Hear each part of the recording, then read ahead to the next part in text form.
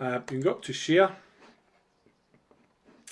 So if I click here, we can choose who's able to access it, so only people I name or add their email to it. Education Scotland, this would be your school or local authority's name here, and it means only people in that area can access it. And you've also got an option to make it anyone can join it anonymously, but I'd always be very, very wary of sharing something with my learners that is open to anybody at all, because you won't know who has written on it.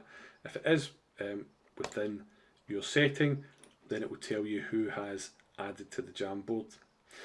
You can then change whether they're able to view it or edit it. So viewing can be really useful if you've perhaps done a worked example and you'd like learners to be able to view that worked example to support them with their own learning, or you can make them an editor where they're able to contribute and add their own ideas to it. You've then got that link you can copy and share it in other places, and what I think is really effective is when you use Jamboard in collaboration with your Google Classroom to create an assignment. Now, if I've already created a Google Classroom assignment, I can add a Jamboard to it, but I can't create a copy of the Jamboard for each learner. I can only let them add a shared Jamboard. So if you're doing a class discussion, you can take the share code from your Jamboard and you can add that to an assignment. See here, if I go into edit the assignment, so I can add a link, and that's my link for my Jamboard, and you'll see here that students can view the file or they can edit the file, but again that means all of the learners in my class are able to edit that same file at the same time, which is great for collaboration. But if you want that individualized assessment evidence, then you're going to have to create a new assignment.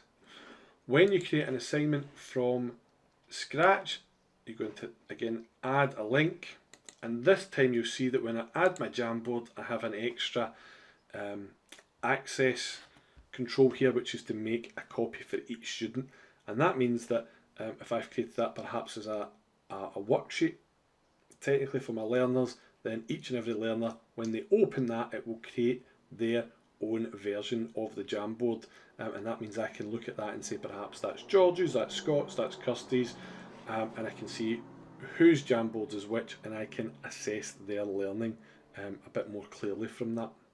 So that's different options you have there, but you are able to share a Jamboard. It won't come up in the create section to create a Jamboard. You will have to create your Jamboard and then add it as a link to your assignments, but you can do that here on Classroom, and you're also able to do that in the same manner on a Microsoft Team, and you can share a Jamboard there as well.